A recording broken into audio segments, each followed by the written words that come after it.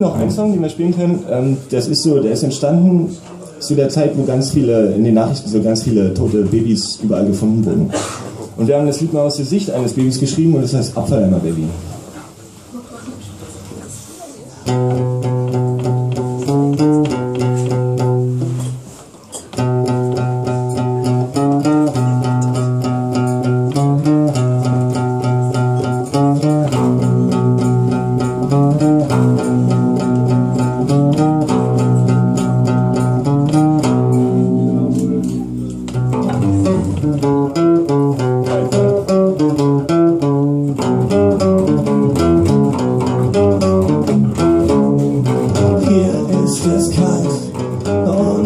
Sehr streng, hab keine Ahnung, wo ich bin. Um mich herum herrscht die Dunkelheit, mein Gastgeber ist die Einsamkeit.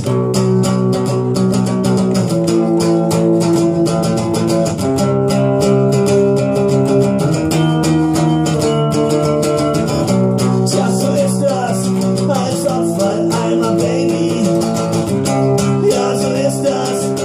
Abfalleimer Baby, Nabelschnur liegt im gelben Sack, wurde mit nem Küchenmesser abgehackt, Plazenta klebt noch in den Arm, ja, Recycling ist schon abgefahren.